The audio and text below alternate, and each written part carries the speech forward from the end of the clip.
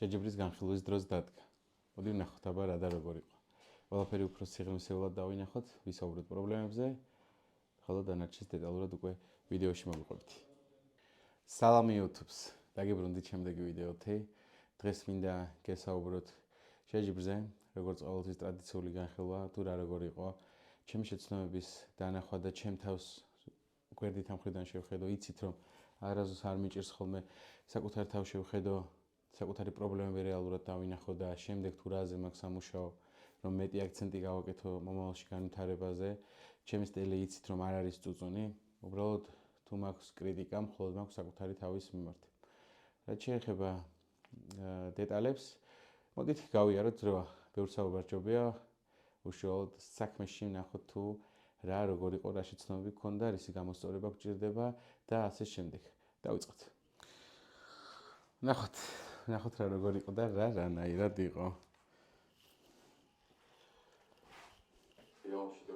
დილის დეტალები ეს უკვე ნაკლებად გვაინტერესებს, პლუს მინუს ყველაფერი ვიცით. ჯობს.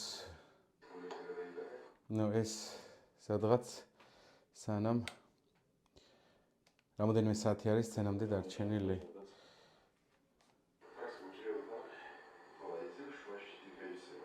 ლუკასთან ერთად პოზირების დეტალებს გავდივართ.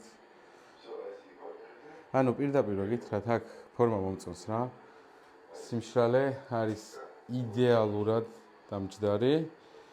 ფეხებში, საჯდომში, პოზირების დეტალებში, შემდეგ უკვე სცენის მომენტებს უფრო უკეთესად შევხედავ რა როგორ იყო.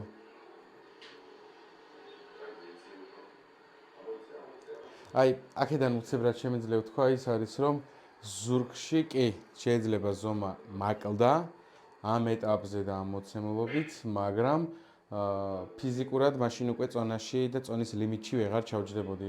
68 გქონდა წონის ლიმიტი და გამოგვივიდა რამდენი? 55 დღეში გამოგვივიდა. არა, 53 დღეში გამოგვივიდა 15 კილოგრამი დაკლებული რა. აქ ლუკასთან ერთად გავდივარ პოზირებას. სანამ საშეჯიბრო სასტუმროში წავალთ. ყველაფერი ნორმალურად იყო იდეაში რა.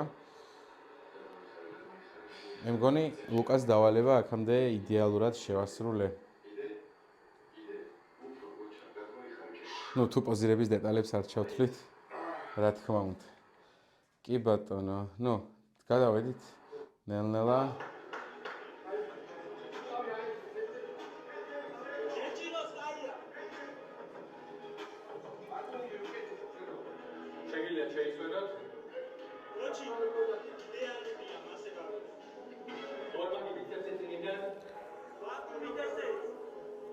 ახლა მინდა რაღაც ვთქვა.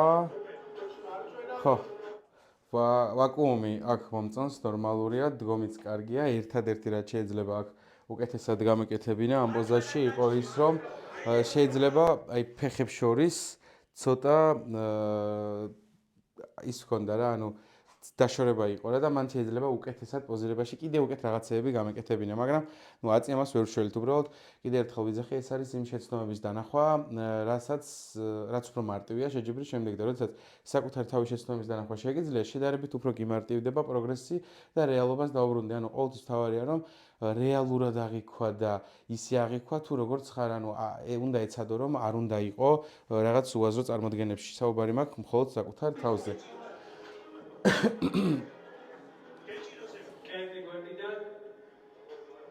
მკერდის შემთხვევა ჩვენთან მერთებაში და მკერდზე უკვე ბოლოსკენ ჩავშლი რა.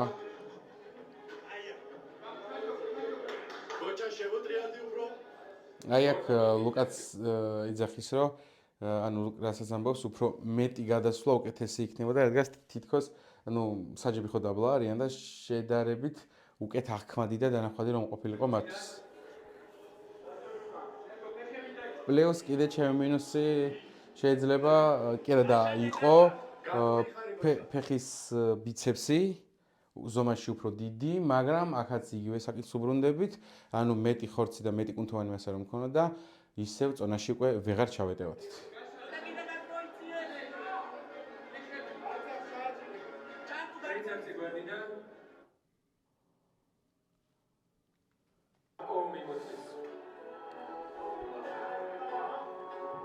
ხო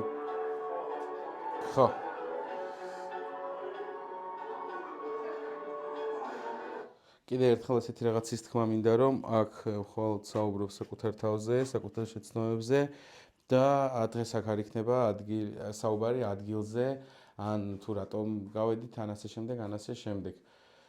არც არანაირ პრეტენზიაზე არის საუბარი, უბრალოდ კიდევ ერთხელ ვიძახი საკუთარი შეცნობების დანახვა, სწორედ და აღქმა, შემდეგ გადააზრებაში ერთია რომ დაინახო, მეორე არის რომ გაიაზრო. სიმართლე გითხრათ, აქ ვაკუუმი ზოგადად ფორმა ძალიან მოგვეწონა. უბრალოდ ფიზიკურად ამ დროში მეტის გაკეთება შეუძლებელი იყო.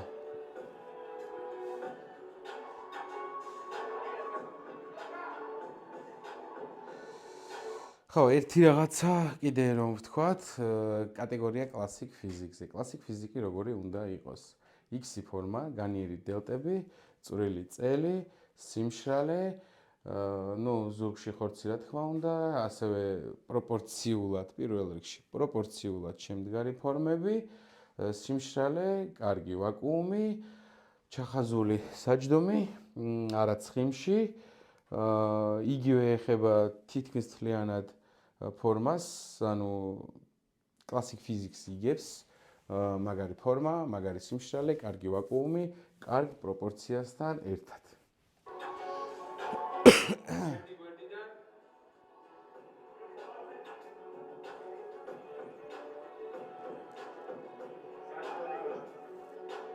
აი ლუკა კიდევ ერთხელ ზუსტ შენიშნა რაზეცა, ანუ ოდნავ აწეული საჯდომით უკეთ გამოჩნდებოდა ფორმა.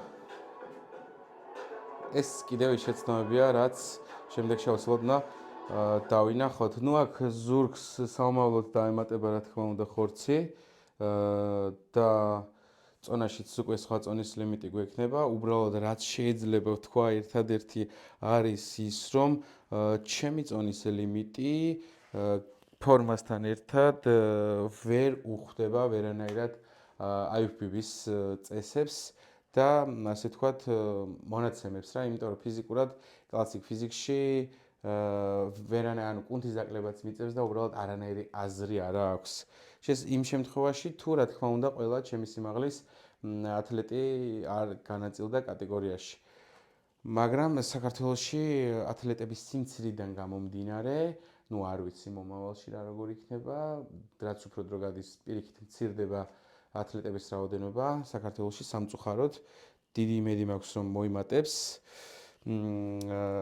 ათლეტების რაოდენობა ზოგადად განურჩევლად ნებისმიერი შეჯიბრისა, რადგან ჩემი დამოკიდებულება ბილდინგის მიმართ იცით რომ არის ძალიან სიმპათიით ვარ განწყობილი და პირიქით ყველა ათლეტის წარმატება მიხარია. კიდე ერთხელ ვამბობ, ათლეტებთან მიმართებაში ვინც არ უნდა იყოს, ყველა ათლეტთან მიმართებაში მე მაქვს მხოლოდ და მხოლოდ პატივისცემა, რადგან ჩვენ ყველანი ძალიან ბევრს ვშრომობთ ჩვენი ბიზნესთვის.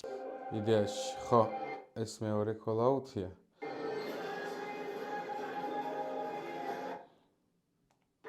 იდეაში ეს არის მეორე call-out. სანამ ინდივიდუალური პოზირება დაიწყება, მინდა ესეთი რაღაც ვთქვა რა. როდესაც პირველ call-out-ში არ გამომიძახეს, პირველი call-out-ი ნიშნავს, რომ პირველ call-out-ში იდგებიან ის ათლეტები, რომლებიც არიან top 3-ში ან top 5-ში გააჩნია ათლეტების რაოდენობას.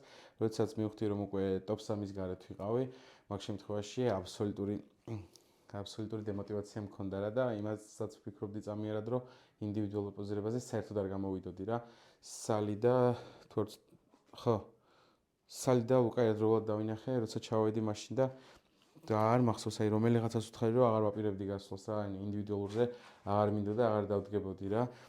თან ინდივიდუალურიც რაღაც ნაწილი მომეწონა, რაღაც ნაწილი არ მომეწონა, ანუ 10-დან 7 ალბათ რა, ძალიან ლამაზად მქონდა დადგმული, მაგრამ აი ის მოხდი რომ დამივარდა. ხო, ბოლომდე ვერ ვაჩვენე მაინც ჩემი თავი, უბრალოდ თითქოს ეგ მომენტი მქონდა, რომ აზრი აღარ მქონდა. რაც შეეხება შედეგს, როგორც რამოდენიმეჯერ ვახსენე, აღარ ვიტყვი არაფერს, ერთადერთი იმას ვიტყვი, რომ ყველა მსაჯის, ანუ 5 მსაჯის გადაწყვეტილებით, ერთიანი გადაწყვეტილებით და საერთო აზრით გავედი მეხუთეს. ანუ ყველა მსაჯი იყო ერთი და იგივე აზრზე რომ მეკუთვნოდა მეხუთე ადგილი. ასეთი გადაწყვეტილება მიიღეს მათ. ხო, ეგ იყო, რაც შეეხება სანამ ინდივიდუალურს ჩავრთავ. ჩემი უდიდესი პრობლემა ჩვენი და მე და ლუკასაც სალისას და ყველასაც გააზრებული მქონდა ის, რომ იყო მკერდი, ანუ გინეკომასტია. გინეკომასტია არის ჰორმონების, არეული ჰორმონების ფონი, როდესაც ესტროგენი და ტესტოსტერონი არის არასტაბილურ მდგომარეობაში არეული. ჩემ შემთხვევაში კონკრეტიკა ახლა გინეკომასტიის რო არ ჩავშალო, მოკლედ, ჩემ შემთხვევაში გვაქვს შემდეგი მოცემულობა, რომ ერთადერთი ამ ეტაპზე რაც შველის არის ოპერაცია, ანუ ჯირკვალი უნდა ამოიჭრას, რამოდენიმე კლინიკაში უკვე გავარკვე ყველაფერი, დავაზუსტე, უბრალოდ სამ კლინიკაში, ფასები რადიკალური სხვაობა, ანუ ერთს 9000 აქვს, მეორეს 5000. ანუ რაღაც ლოგიკური ახსნა იქნება ამ ყოველივეს და მესამე ვარიანტი არის თურქეთში. ოპერაცია, ანუ არ ვიცი მაგ დეტალებზე გავარკვევ, რა როგორ ჯობია, სად ჯობია და ასე შემდეგ. ოპერაციას სავარაუდოდ დავგეგმავთ მომავალი წლისთვის. ხო, ეგ იქნება გინეკომასტიას მოვიშორებთ. ბილდერების წევლა, ასე ვთქვათ, ეს გინეკომასტია და ვფიქრობ, ჩემი აზრით, ეგ მიზეზი შეიძლება ჰქონოდათ ალბათ, საჯებს თუ 100% ვერ ვიტყვი, რომ გინეკომასტიის გამო იყო მეხუთე ადგილი, მაგრამ ვარაუდით ეგ შეიძლება იყოს. აქედან გამომდინარე, რაც შეეხება ინდივიდუალურს, უყუროთ კიდე რაღაცებს ვიტყვი, რა მომეწონა, რა არ მომეწონა და ნელ-ნელა ფინიშისკენ გავიდით.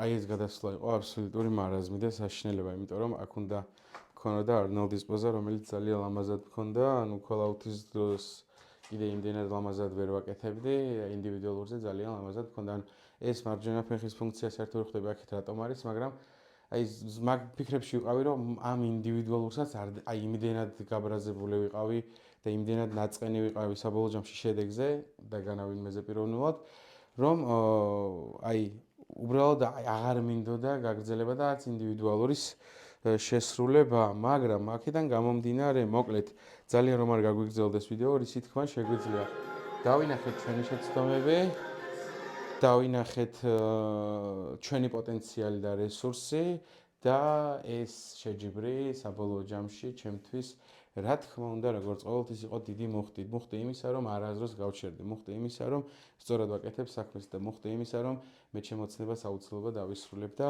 ეს ყველაფერი შემიძლია ვთქვა, აი ცით როგორ, აი 100%-ით დარწმუნებით, განა 99, 100%-ით.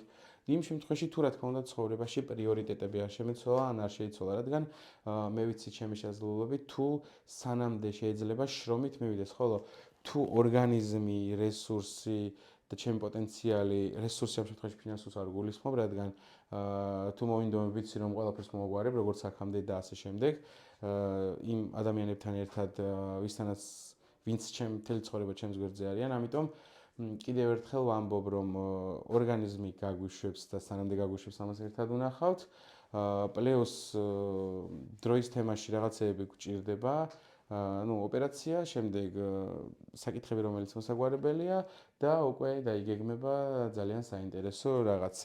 რაც შეეხება ამ შეჯიბრისთვის რისი გაკეთება შეიძლებოდა, მეტის გაკეთება ფიზიკურად შეუძლებელი იყო, ანუ გვაკლდა სიმშრალე, არ გვაკლდა, არარეალურია, გვაკლდა ხორცი, არ გვაკლდა, იმიტომ რომ კატეგორიაში ვერ ჩავეტეოდით, მივიღეთ რა შედეგი ვეთანხმებით თუ არა, მე ერთადერთი იმის თქვა შემიძლია, რომ ჩემთვის ეს საკითხი იმდენად ვინტერესოა, რომ ამაზე მეჯერ აღარაფრის თქმას არ ვაპირებ.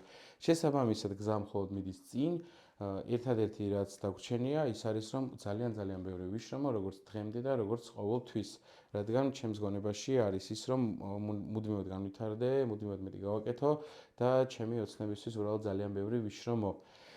ეს ჩემი შეჯიბრის განხილვა იყო, ამით დასრულებულია. რაც შეეხება კიდევ არის საინტერესო ვიდეოები მომავალში დაგეგმილი. ხო, ფიქრობ შემდეგი ვიდეო დიდი ალბათობით დროის თემაში არ ვიცი რა და როდის იქნება, მაგრამ შემდეგი ვიდეო იქნება ლუკა რობაქიძესთან, ჩემს წვრთნელთან ერთად. ალბათ ან პოდკასტი, ან ვარჯიში, რაღაც საინტერესო, რომელსაც დავგეგმავ და რა თქმა უნდა, მაგ ყოველივეზეც მოგახსენებთ. ვინც ბოლომდე უყურეთ, მადლობა ვიდეოს, გემშვიდობებით, ყველას გისურვებთ თქვენი ოცნების და მიზნების სახდენას. აბა, დროებით.